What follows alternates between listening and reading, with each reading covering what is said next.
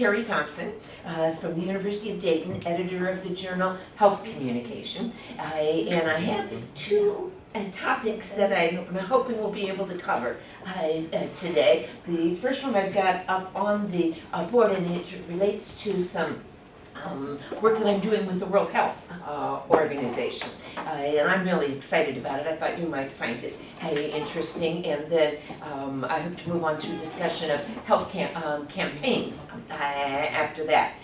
If we don't finish all of that today, I can pass that on to you later. But let me give you a little bit of history first about this.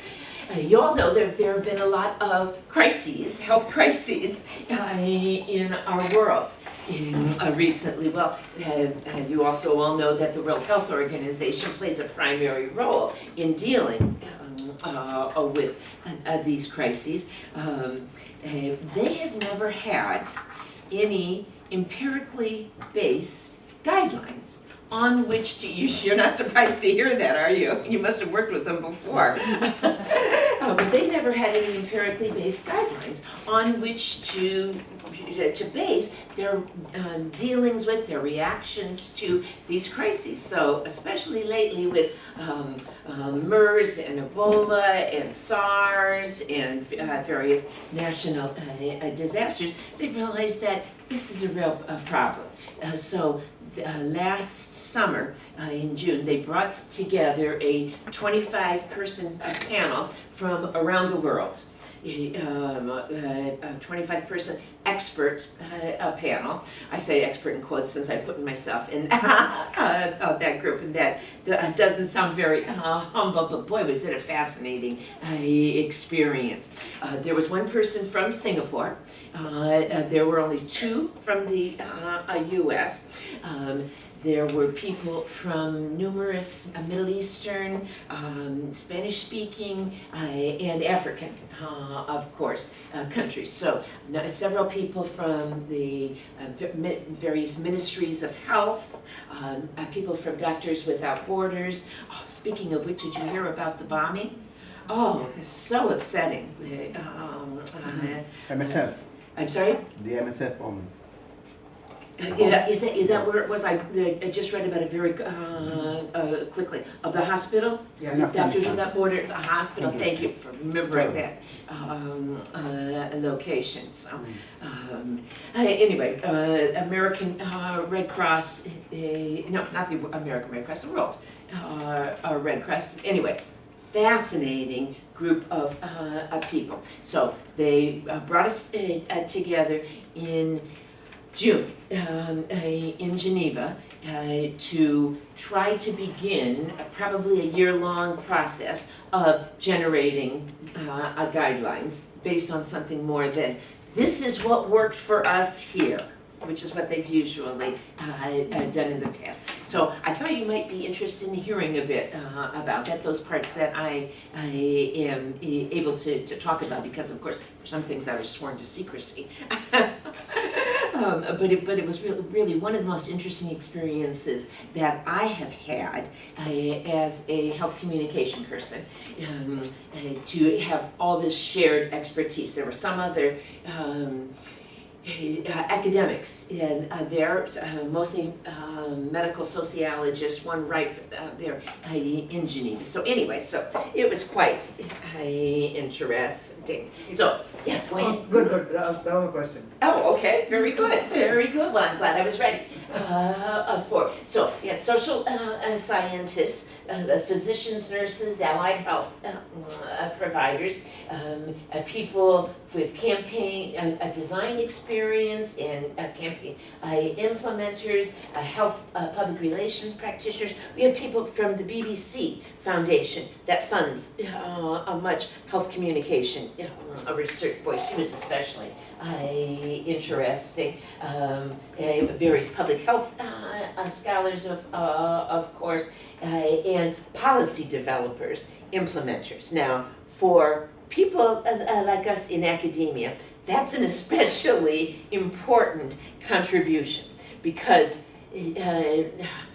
policy developers frequently don't base policy on any a thing that we would regard as highly credible. They tend to be selective about the people that they bring in as they're making decisions, etc. So the inclusion of policy developers and much talk about how to further include policy developers and community members was something that was especially interesting to me.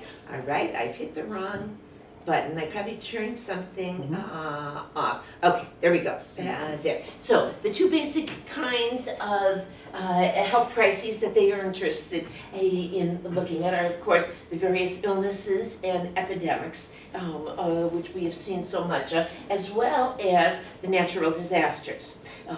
We all know from the data that these natural disasters are becoming more frequent with climate change.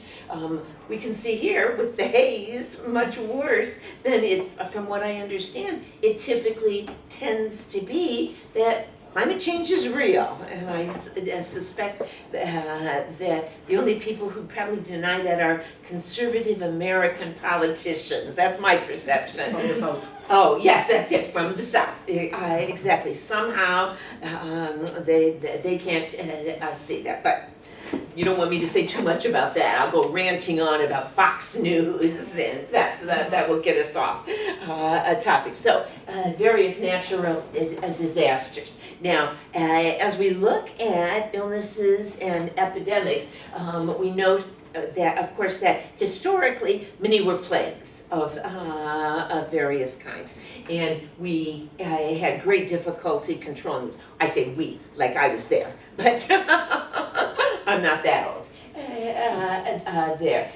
The development of our understanding of germ theory and hygiene substantially impacted these. Of course, next notable development was vaccination, until we ran into some, what would be the best word to use? A wrench thrown in the works with some of our understanding, not our understanding of vaccination, but public understanding of vaccination. I know a waitress at a restaurant that I go to that's and I have several friends, continue to refuse to get their kids vaccinated on the basis of that one study that we know was so badly flawed, that where the data were completely made up, that's been, that's been well established. And no matter how many times I tell them that, I have no impact on them. So I don't know how much impact it's had in Singapore. Perhaps you can tell me. In the U.S., it's had quite a bit of. And Canada too. In Canada too, you said? Excellent. Yes, yeah, that's good. How about in Singapore? There's no discussion. I mean, you're required. All right. You can't get, with the kids now, you can't get them in school if they don't have the letter from the hospital, so there is no debate whatsoever. What a reasonable way to handle it. The policy, right? And going back to the discussion of policy, Yes. because But so is the case in US and Canada. Public schools, you cannot enter without vaccination. However, then kids just go do homeschooling. Yes. Homeschooling has become very popular in the U.S. Yes, I'm in a what's called a house church group with a bunch of people who homeschool their kids, and it's fascinating. Does anybody here homeschool their kids? Yes, I've got friends who do Is it? homeschooling, but it's quite difficult. Like, you have to match their curriculum. I see. Uh-huh. And eventually they have to go and take PSLE and still. Uh-huh.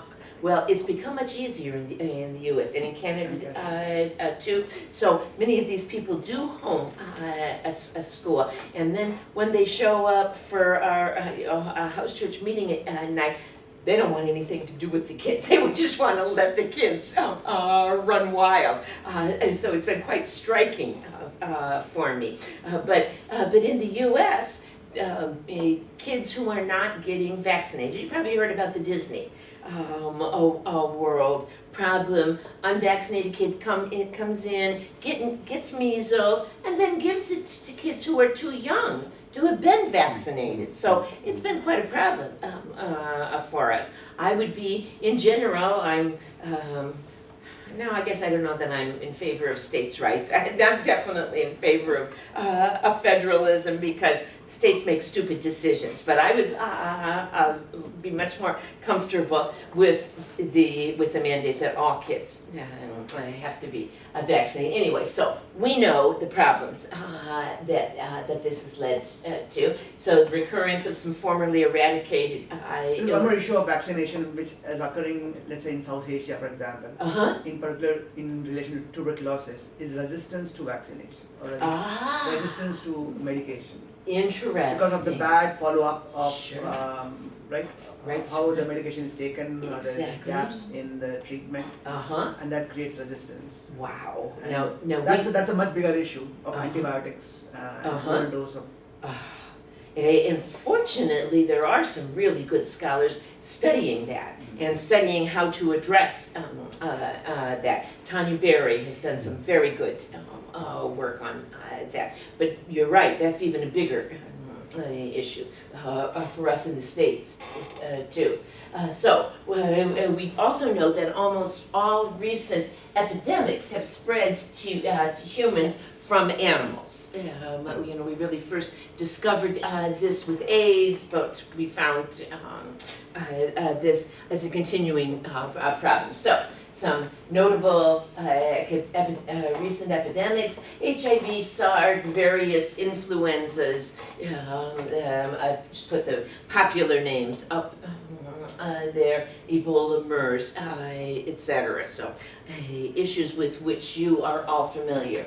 And breaking this down, some key issues that we all need to deal with as we think about these things, the epidemiology of this. We had an epidemiologist in the group yesterday. Oh, we still do. He's just on the other side of the table. Good. So the import of understanding the epidemiology of this, diagnosis, treatment, spread, contamination, quarantine, and communication. I have to give you a little side story about why I decided to participate on this expert panel. Not anything for which I get compensated. The World Health Organization gets money from the UN. They can't go paying alleged experts to come in, etc. So I got the invitation, and by this point I was already completely overwhelmed with the journal, having gone to 12 issues a year, barely keeping my head above water. I was getting ready to take a group of students to Rome for summer study abroad program, and take a group of students somewhere, you never know what crises you're going to encounter. Fortunately, I had no crises this summer. I had no burst appendix. I had no one get arrested. I had no one discover that they were pregnant. I know, really. But when you're dealing with students, I bet they're more well-behaved in Singapore. Yeah, but all right. Well, these are U.S. Students. But anyway, so I was completely overwhelmed. I got this email from World Health Organization. I thought, oh, gosh, this would be fabulous. I would love to do this, but I just don't know how I could fit it in. So that was maybe on a Monday or a Tuesday, and then my ex-husband was once again hanging around my house that night. He has, over the years, loaned me money, so I could take my mother and my younger brother, who's severely disabled. Some of you heard about him yesterday, to my daughter's wedding, and it cost a fortune, and I couldn't cover it. And anyway, he paid for it. So I kind of, as repayment, have to let him watch my television set time. It's very strange, very strange. But at least he generally has good taste in TV, so he turned on PBS's Frontline. Are you familiar with that show? Documentaries. This one was on Ebola. Have you seen that one? James, I see you nodding your head. You probably know the quality of the work that they do. So anyway, this one was on Ebola, and the theme was how the spread of Ebola was directly related to the lack of communication amongst the experts about that. It was like God saying, yeah, you think you're not going to go, huh? I'm going to give you a little additional input. By the end of that show, I decided, all right, I'm going to go, which was such a good decision. I hope that all of us as a group can have an impact on some of these things. And as those of you who heard me rant on yesterday know, I think really having an impact is what it's all about for us. We do all of this research and it doesn't do any good unless we can have an impact. So that's just a side a story. Convinced me that I had to get involved. I was telling someone, oh, I know, it was my sister's first ex-husband.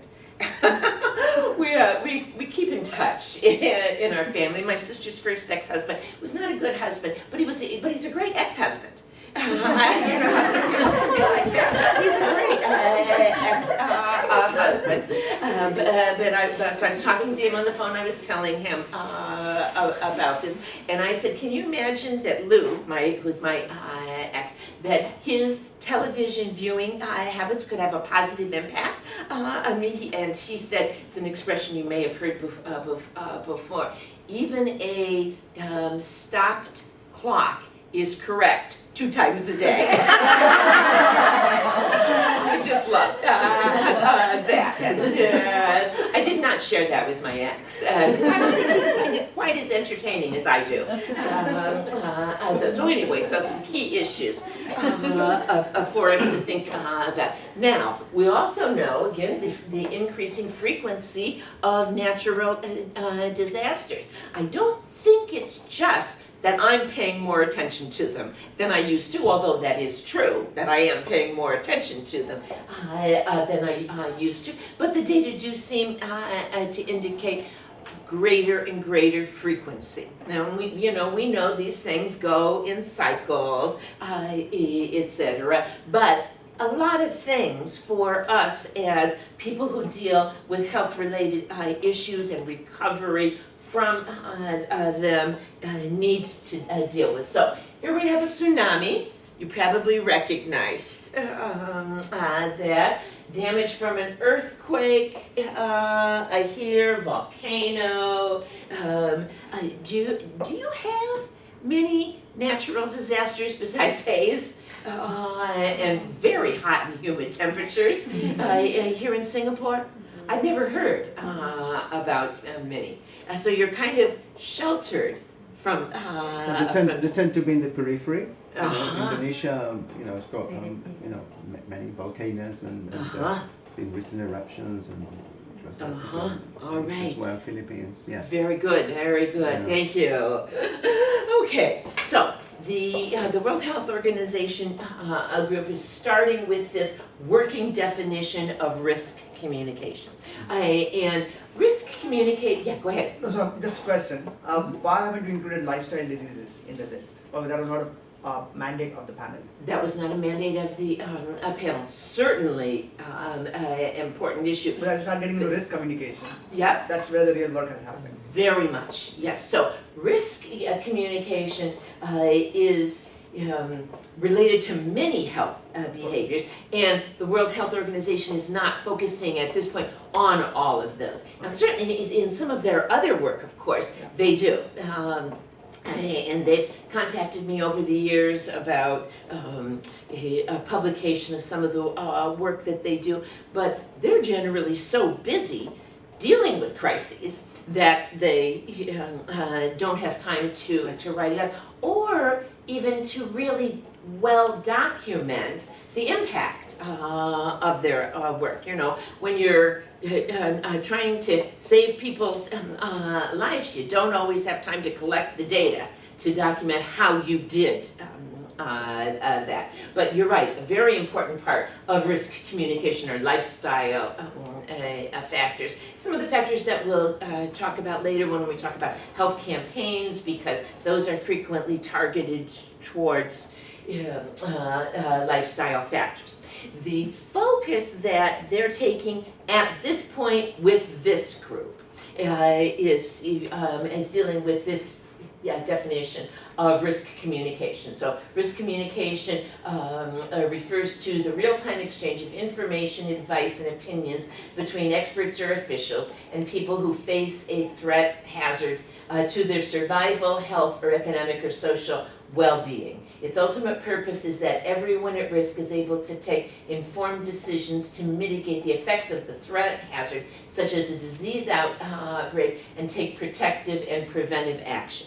So you can see that things like disease outbreaks and environmental crises, natural disasters are different than lifestyle choices, and require a different kind of approach. If I'm looking at smoking as a choice, that is, in some ways, a choice, even though we know it's a difficult choice. But that's not the same as being exposed to Ebola, or that's not the same as experiencing a volcano in my country. So this is kind of their working definition of a risk communication. They have then two key tracks or concerns, and they divided those of us who were on the panel into these two groups. Policy issues, so this deals with decision making and decision makers. We're not decision makers, right?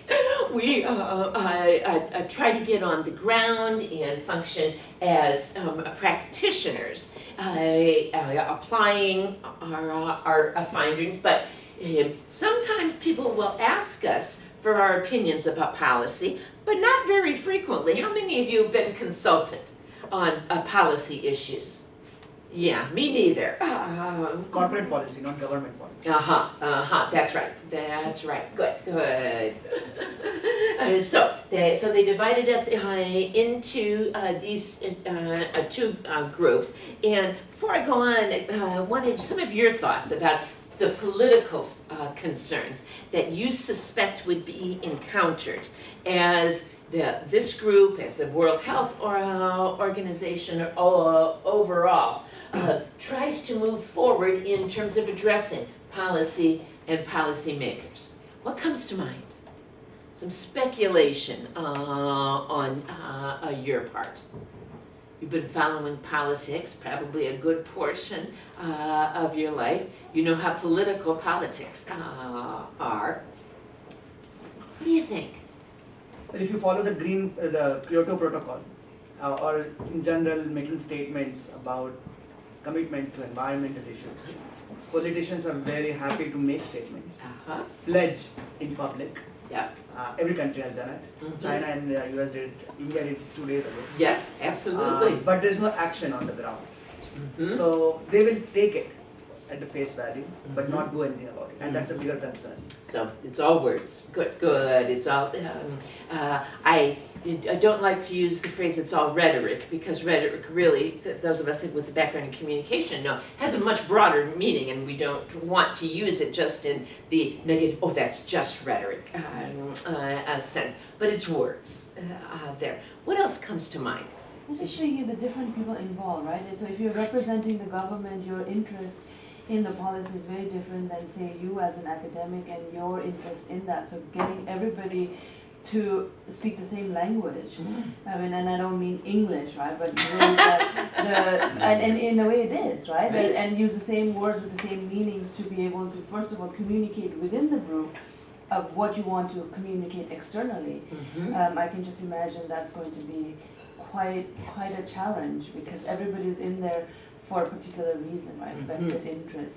Good. So everyone's in there for a particular reason, vested interest, and with an agenda, and are willing to say the words and not follow through with actions. Good. What else? What else comes to mind?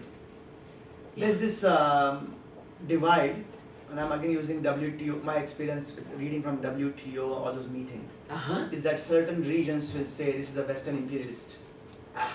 WHO, World Health or World Bank, IMF are all puppets of US. Yes, all of them. And so our concerns are different. Who are you to tell us what to do? Absolutely. So Europe against US, those kind of tensions exist. Very important.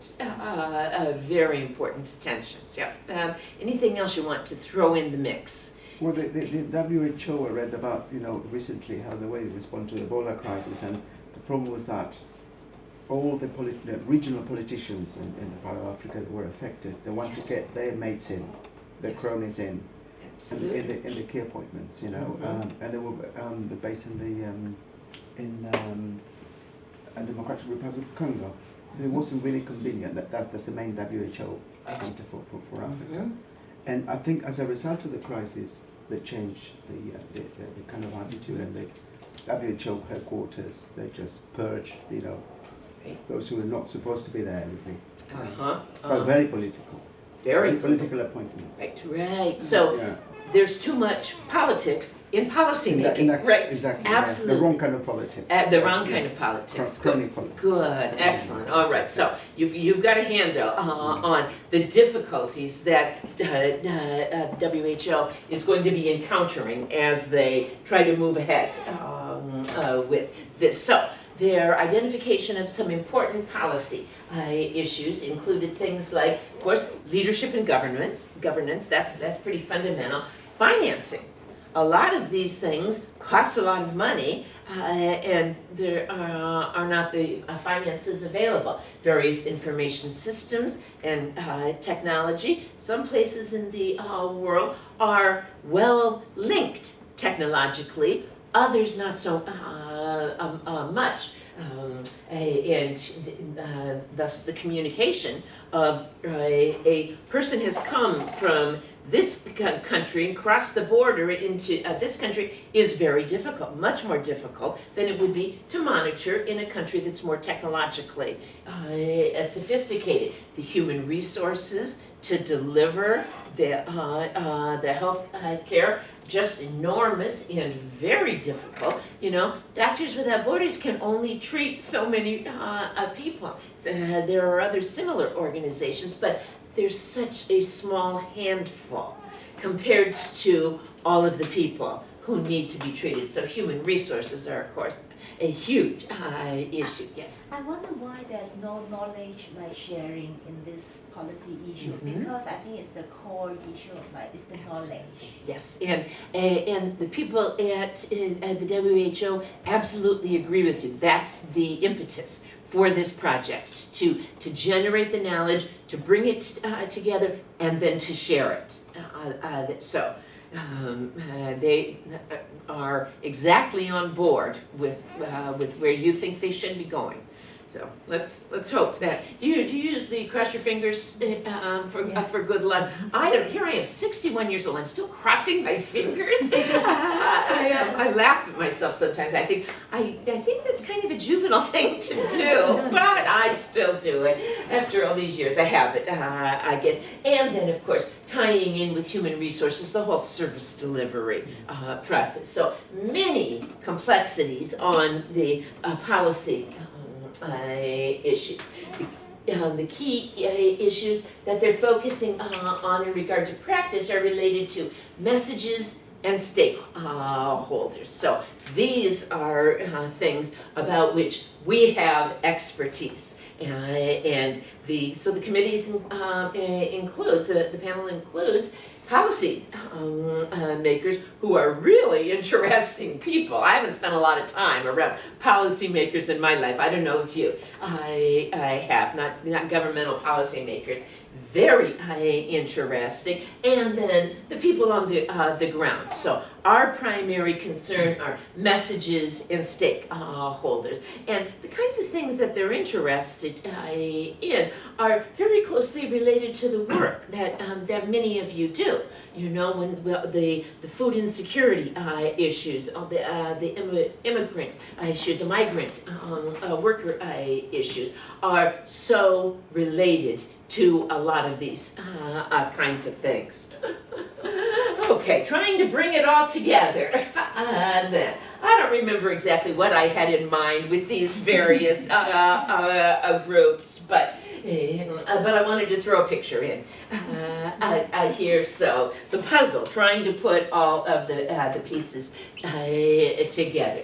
They're trying to generate then, based upon a lengthy series of systematic reviews that are being commissioned. I think that somebody's actually being paid for these, because unless you have a job for which that's a part, if you work for Cochrane, for instance, where they commission these systematic reviews, and they do have someone from Cochrane who's on the expert panel and is guiding the research. So that's very useful. I was really encouraged when I saw that. So much of the research on which they will be building is qualitative. And many of you who are well versed in qualitative research know doing systematic reviews of qualitative research is much more difficult than doing a meta-analysis of quantitative research. But there's very little rigorous quantitative research on which to build, because again, the people who are doing this are trying to save lives rather than trying to do research on it. So they're primarily relying on qualitative, systematic reviews. So these have been commissioned and are in progress now. They're looking then, in terms of best practice, the preparedness phrase. So the World Health Organization, any country, etc., always has to be prepared ahead of time for what should we do if there is an emergency. So on the emergency risk communication initial guidelines, that's a preparation phase. May or may not work once we get to the actual crisis, but we've got to start with these guidelines. This, of course, includes socioeconomic, political, cultural analysis. Again, many of you are experts in cultural differences in how we should enact health practices, health communication, etc. And know that there are no guidelines that will be one size fits all. So socioeconomic, political, cultural analysis has to be taken into account, as well as national and audience profiles. A lot of complexity there. So many of you are experts in some aspect of Asian culture, but there are probably things about your area of expertise that you would not translate to another Asian culture. You would know there are cultural differences that make a difference and that have to be taken into account. So they're looking at, of course, best practices for the entire population from a broad perspective, various priority groups, and various high-risk groups. So some of you were telling me yesterday about the high-risk groups for the Haze. They're young children, elderly. I'm pretty sure I'm falling into that group now, so I'm going to use the mask that you gave me, and pregnant women. Anybody else falls into a high-risk group? Asthmatics, of course. So for any particular kind of crisis, there are high-risk groups. All right. They're looking at strategic communication, standard operating procedures. Great emphasis on translational communication. Talked just a tiny bit about this yesterday, but I'm confident that it's not a concept that is new to most of you. And as we think about translational communication in this context, two of our primary concerns are avoiding jargon, which we know is very difficult for us to do, and then analyzing fears and perceptions. For any kind of health problem, there are some unnecessary fears and inaccurate perceptions that affect how people respond to our health messages. I was on a dissertation committee, it must have been last spring, at North Carolina State. And the young woman was particularly interested in looking at diabetes and at inaccurate perceptions about the causes of the treatment of, etc., diabetes in the Latina community.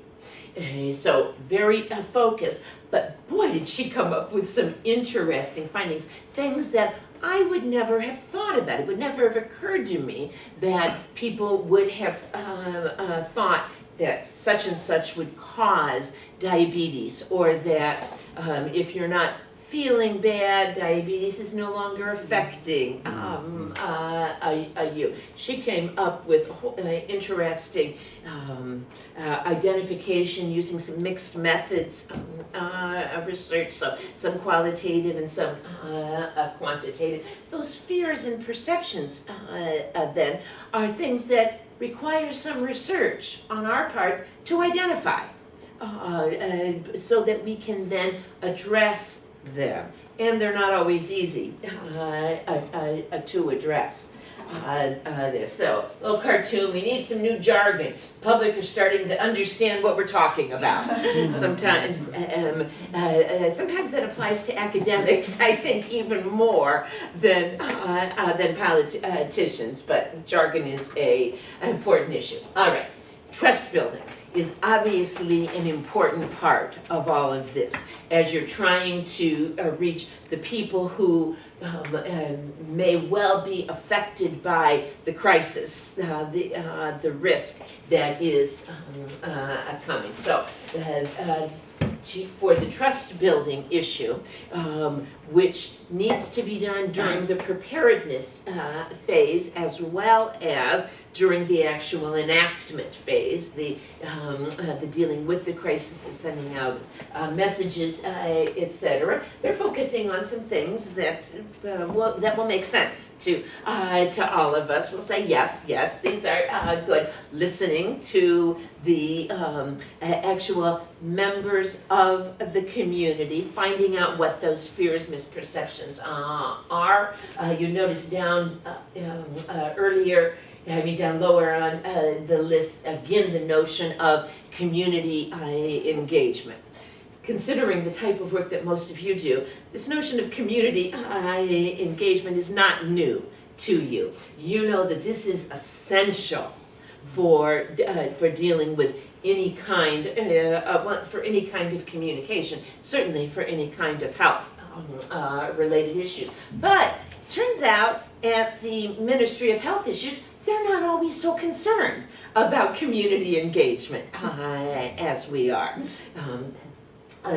They don't see the value of listening to the people who are being affected by the problem. They don't see the value of finding out how the real people are talking about things, are thinking about things, are dealing with things, etc. And this became a particular problem with Ebola. I'm sure you remember many of the problems that you heard about in the media, etc. So part of trust building then, again, listening, early announcement. There have been numerous countries historically that tried to pretend a problem was not a problem. There probably are few countries who have not, at some point, tried to avoid early announcement. But the data do seem to be pretty unequivocal that early announcement is much better than delayed announcement, even though early announcement is sometimes associated with increasing fear, etc. We always have to balance these issues. Consistent messages And I suspect we can all think of some times when messages have not been consistent about various issues. And procedures for community engagement, I mentioned already, making public any results of evaluations and reviews so that people know about those, admitting mistakes and admitting unknowns. In so many of these crises, there are things we just don't know. And there are mistakes that we make.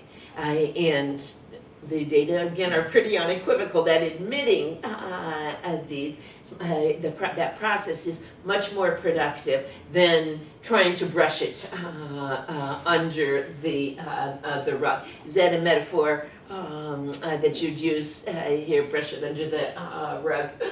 My kids are always accusing me of making up these old statements, you know? I say, oh, no, it'll be something they haven't heard before. And I say, no, I'm not even creative enough to make up these old statements, but they constantly think I am. So glad you're familiar with those.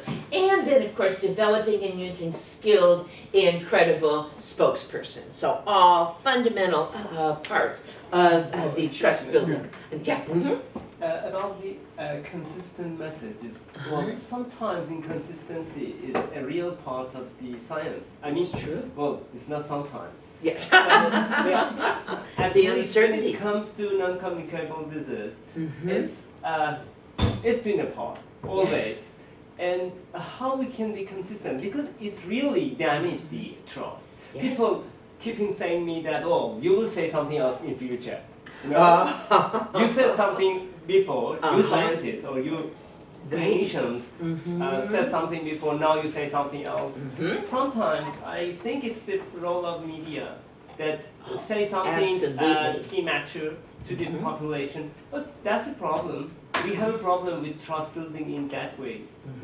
So how we can, and a part is the reality of the science. I mean, Yes, it is. you know, things change after the, That's right. you know, evidence accumulation of evidence. What can we do really? The only suggestion that seems to kind of come out of the limited research that's available on this is to acknowledge the inconsistency. At least be consistent in saying, all right, we know that these early studies, and give those, these early studies did lead us to believe such and such. We've built on that. We now recognize that such and such was a problem in this study. We've overcome that. And now the latest knowledge indicates such and such is true. Now, that still doesn't allow us to control the press, right? And the press many times is not well trained. Exactly. There are training programs available for them. So yesterday we talked about the one in Australia, training people about how to cover suicide. There are a lot more training programs about science communication. So encouraging journalistic participation in that is quite useful, but also being vociferous in our reaction to the press is important. I have one colleague, for instance, does really interesting research on organ donation issues, but over time he's been misquoted in the press, etc. So he refuses to talk anyway. Very productive way to handle it, right? As opposed to going back to the press, getting someone else for that press organization, for that newspaper, for that media outlet, and saying, no, this was wrong, and here's the additional information. Requires a lot of work on our part. We don't always have the time, but if we do, it can help both the press and the public learn a little bit about how science, medical science in our case, does indeed progress. Yeah. Do you have any other thoughts on how to handle that? Actually, question whose role it is. Whose role? I mean, the scientists themselves Right. are producing the evidence, Mm-hmm. and that's a piece of evidence. You know, if my study showed something, it's not enough at all. Uh-huh. And if I am supposed to be a health communicator, Uh-huh. based on my study, Uh-huh.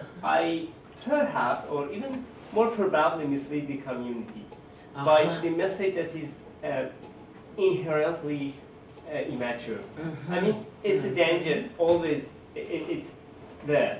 Right. You can never get rid of that. That's So- right. Mhm. And on the other hand, it's not easy to be a health communicator. I mean, it needs some skills that Yes, it does. we can't do communication with other scientists, Mhm. and well, sometimes with other clinicians, medical doctors. But when it goes beyond to the community, I'm not very sure that I myself I'm qualified to do that. So whose role? We don't, the medical communicator who was here yesterday, she's not here today, is she? Remember the woman, she was sitting right over there? Does anyone know her name? Yeah, Bernie. Okay, She was great. medical writer. Medical writer, Was uh-huh. different, a bit Yes. different from medical communicator. Right, right. Sometimes I thought that maybe it's the role, like we say that the systematic reviews. Right? Previously, we've been told that the systematic reviews should be written by old professor, somebody who is dominating the field, know Uh-huh. quite everything. Uh-huh. Actually, at the moment, it's not the case. Young people write the systematic reviews, and well, when it comes to the meta-analysis, it's not that important because it's more, Straightforward. Yeah, exactly, Right. something technical. Yes. But when you want to say something decisive about an issue, I guess that should be a role of somebody who's been in the field for a long time. Mhm. He or she knows enough about everything, the last updated, not the each single scientist. Uh-huh. But Uh-huh. for example, I guess each health institute should have a department or at least an office for health communication. Right, What do you right. think? I think that certainly makes sense, and many of them do have health PR offices. Now, some of these offices are much more PR-ish than others are, and their primary concern is making their health organization look good. Others do a very good job of representing research, data-based research, but at a level where maybe not the average person, but perhaps at least the average college-educated person. So pretty much on a daily basis, I get great emails from University of Pittsburgh about latest findings from some of their health research. And I know that they are sent out to make the University of Pittsburgh Medical Center look good, but they're presenting important data, and they're presenting it in a way that people can understand. So there are science communication writing programs, technical writing programs that are useful for journalists to go through if we can get their organizations to allow them time to do that. But you're right. The process of generating the knowledge is not the same as the process of communicating the knowledge. But many of my students get jobs, for instance, working for hospitals or healthcare organizations, communicating that knowledge, sometimes through social media, since that is such a popular new outlet, sometimes to professional media, etc. But we need to do a lot more about that. Those are all excellent points. And hopefully the World Health Organization will deal with some of these. That is the goal. Okay, so we see the media there. The preparedness phrase also involves simulation exercises. Okay, we're encountering such and such a kind of crisis. What steps would we take? How would we handle this? What kinds of messages would we anticipate sending out, knowing that these will have to be reworded, readdressed, built upon, etc., in the future. So simulation exercises, and then after those simulations, after action reviews, what worked well? What didn't work well? Now we know simulations are always limited, but they're better than nothing. We at least get some practice at trying to deal with the crisis, and any lessons that we can learn from this about coordinating skills and our capacity to generate messages, to respond to relevant publics, etc. Hello. So this is still a part then of the preparedness phase. Also important, of course, is rapid assessment of stakeholders and audiences. And every health problem has different stakeholders and different audiences. There are some that we can identify ahead of time and know that, okay, if such and such occurs, then this group will be a stakeholder. If such and such occurs, this group will be a relevant audience to which we will need to reach out.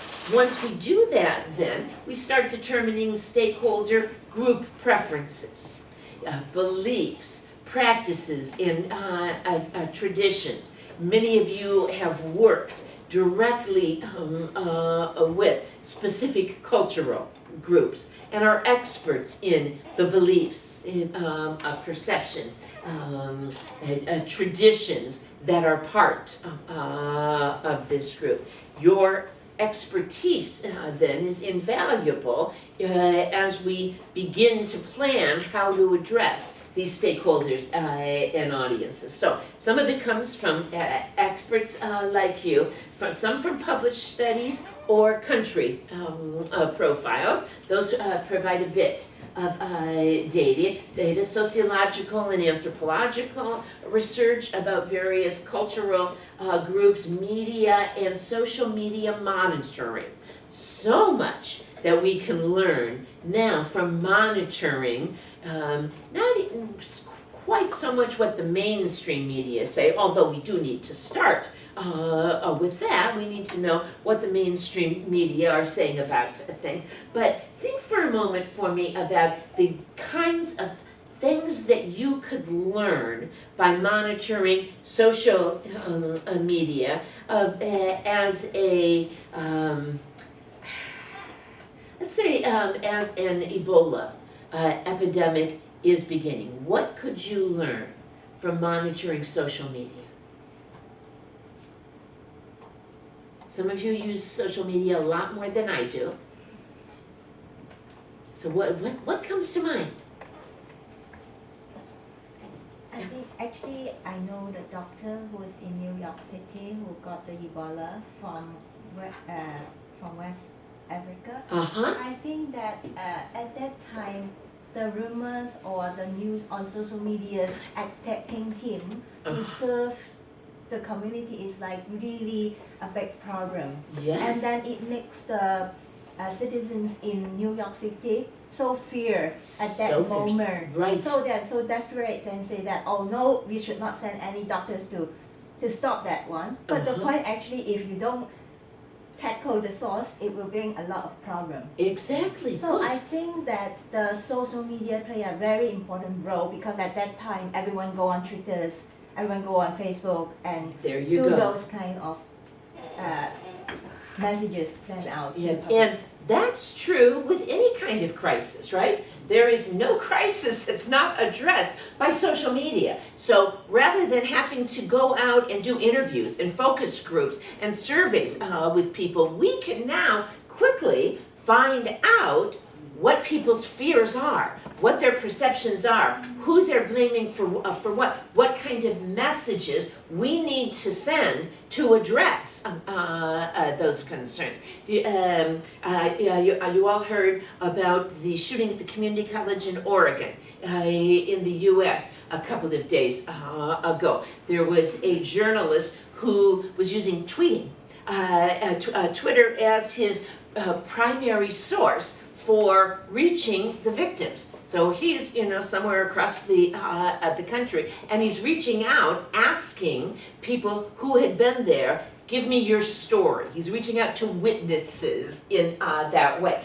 Now, he's been subjected to a lot of criticism, and appropriately so. There are a lot of ethical problems.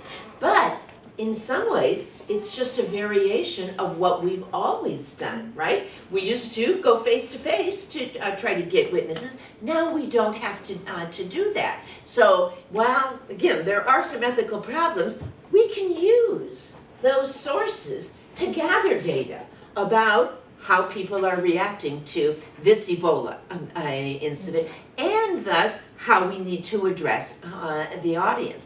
And that's true for any group that is technologically connected. And most people are. Daisy was telling me about the group that she's been studying in the Philippines. Very traditional in many ways, but they got cell phones. And they want to, and please correct me if I'm wrong about this, and while they want to maintain their traditions, they don't see using the cell phones as a violation of the traditions. They see the cell phones as an extension of the chants that they used to use to communicate things over a distance. Now, that's a fascinating finding. That's a finding that can be useful for us as we try to respond to crises and to various health issues. So there's a ton that we need to know about the kinds of messages that are sent over social media, etc. Yeah. What was the ethical issue that you mentioned? A violation of privacy is what some people were criticizing. No, I don't have a lot of detail. I just read about it on the Skim. Anybody else subscribe to the Skim? It's a very cool. I'm really much too old for it. But it gives me, the key stories of the day. That's how I keep up with what's going on in Afghanistan, with the Syrian crisis, etc. Very limited source, and I should have clicked on things to go deeper. But they were ethical concerns, So I've just been through a horrible experience. Is it fair that I gotta get this tweet from this stranger who I don't even know, and he wants my story? What do you think? What do you think about that? Is that an ethical issue? I think nowadays you can't stop, even it is. Yeah. Maybe a problem because there may be some not real stories coming up. Some people just want to make story. True. And then that would be very difficult to identify which are the real story. Okay, so verification would be more difficult, right? Yeah. Right. Good. And for that, you had to be in the field, really. You had to be on the ground. Yeah, and also I think for the traders or those who use social medias, maybe they also have their own perspective or their own angle, their own interest. True. So it's kind of very difficult to identify, even it's a truth. Sure. But as a journalist or someone who do communicate this message out, Right. you need to be very, very careful. So not just an ethical concern, but a validity concern. And as Julio said, there's no substitute for being in the field. Yeah. And also tied up with the thing about early announcements or the lack of it. Right. Because sometimes, local authorities or whatever are in denial because they panic. So unfortunately, the first they hear about is through Twitter and all that. So how would you address that? How do you address the concerns of an authority that they want to avoid early announcement because of panic and trying to bypass, Excellent. yeah. Yeah, excellent question, and that's one of the Yeah. things that the policy group, that that subset of the WHO panel is going to have to address. How can we convince people that that early announcements are better?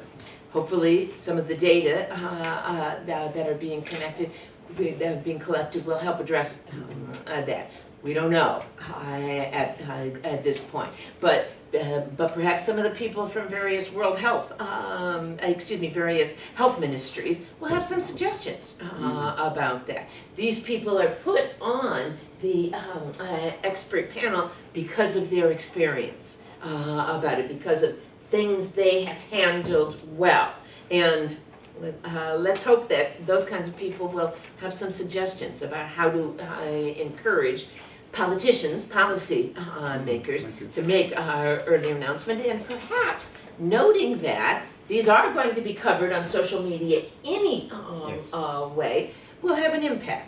We certainly have seen over the last, 100 years, as the mass media have broadened, that politicians, etc., have recognized a need to acknowledge things earlier. Not always. Plenty of times when they still deny. But there have been more instances of more open communication and earlier announcements than there used to be. Before, the media were going to cover it anyway. Now, media are going to cover it anyway, more quickly through social media, not through media who are even taught anything about ethical guidelines, of journalists who are taught anything about that, but through us ordinary people. Now, really, in terms of communication about this, we're not ordinary people. We think a little bit more about these health communication issues, I would hope, anyway. But we know that the typical person communicating through social media is just passing on, just generating their own messages, which may or may not be accurate. But so then published studies, country profiles, etc. Feedback from first responders who are on the scene and those affected by the health crisis. And with social media, it's easier to gather such data now. And in some cases, we can go back to our reliance on focus group discussions of community leaders and representatives, local personnel, volunteers, etc. in a risk communication setting when the actual crisis is occurring. We don't always have time for focus groups, but in the preparedness phase, those focus groups can be useful for us. All right, moving on past that initial preparedness, but still in what we're calling the preparedness phase, is initial message development, testing, and revision. The notion of contextualizing and adapting pre-prepared messages is important. So most organizations, for instance, know that their public relations department is going to have to address certain kinds of crises at various times and have pre-prepared messages. We need to do that more with health issues.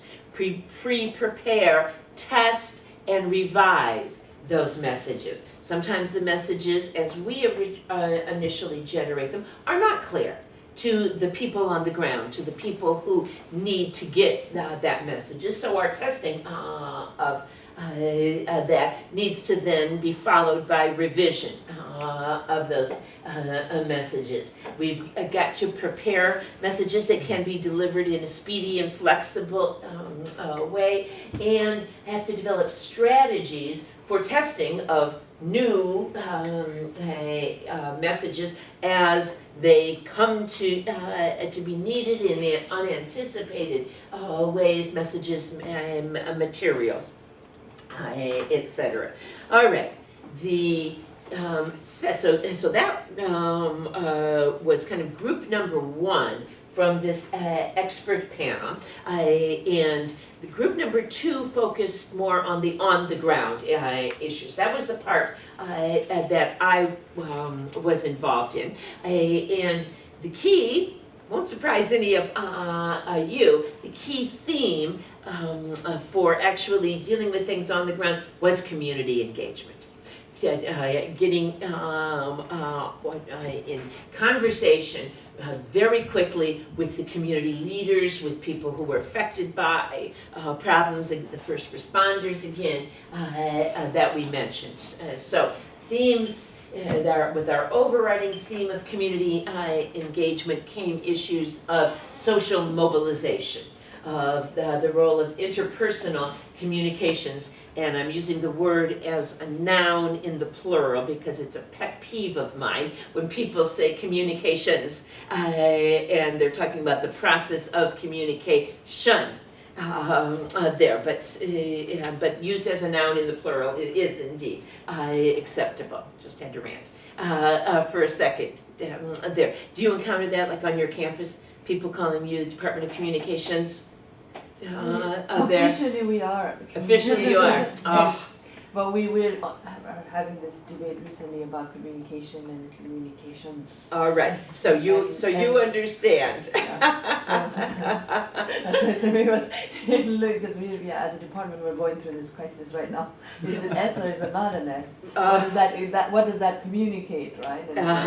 There you go. There you go. Yeah. And if we're talking about high-tech satellite communications, then the S is appropriate. Or if we're talking about a communication in the plural, those are the only two times when communications is acceptable. I've done research on this. Okay, so when you think about social mobilization, you think about getting the people who are involved together to act on this. So we will have pre-prepared procedures for doing that, but then actually have to get these people together. The people who are going to be making the announcements, the people who are going to be contacting those who could be exposed to the illness, the people who could be affected by the natural disaster, etc. And of course, in most communities, there are leaders and representatives who will be crucial here. These are people we need to identify ahead of time, but work with on the ground when the crisis actually occurs. We know the interrelationships between mediated communication and interpersonal communication. In any crisis, using both is essential. We can't ever rely, same with any health campaign. For instance, we can't ever rely just on mediated communication or just on interpersonal communication. The two work best together. Brian Sothwell has done some wonderful writing on this topic. I think really is kind of a leader in building this argument. Then those on the ground listening skills and tactics for getting in touch with people, back to trust a building by giving information as we have it, even if at some points we need to make clear that this information is limited, we don't know for sure, but at this point what seems to be occurring is such as such. That's all a part of continuing the trust building process then. Now, using various mediated and mass communication channels, of course, expedites how quickly we can get information out. So the notions of including regional, national, international outlets are quite crucial. Social media communication, social mobilization, getting people in contact with each other. Now, in many cultures, there are locally relevant strategies that we can use. Town criers, for instance, as we're raising awareness about a particular issue, there are road shows, street drama that can get the information to people in a way that they are more comfortable accepting and will be more likely to respond to than they just will an announcement from their national ministry of health. Community radio, of course, and use of text messaging, a more specific type of social media. Now, as we think about stakeholder and partner communication, we're going back to the decision makers, those policy makers that we talked about before. So briefing various ministers and spokesperson, briefing the cabinet, etc., other government counterparts. All of these groups need to be involved. I've kind of been stressing the community, but that doesn't work without communication at this level. So again, national and local authorities and responders, NGOs, and various aspects of civil society. Professional associations can be quite useful. Medical associations, travel associations have ways of getting the a word out that the average health communicator might not have access to. Private sector counterparts who are perhaps leading employers in an area might be useful, and then one would hope the UN and international agencies and responders. So various issues related to stakeholder and partner communication. We close here with just a couple of pictures from Doctors Without Borders, taking care. Can you see that? All right, I probably should have lowered the lights before. But a doctor taking care of a little boy, someone in the middle of a crisis. I believe this one was an earthquake. That looks like earthquake damage, doesn't it? And another doctor taking care of a little guy. These are our goals. These are our ultimate goals. Taking care of people affected by various risks, crises, natural disasters, epidemics, etc. So the planning can't lead to an avoidance of a crisis. Crises are going to happen. Some crises can be affected by health campaigns, and we'll talk about that in a little while. But crises are going to happen, and taking care of people is our ultimate goal.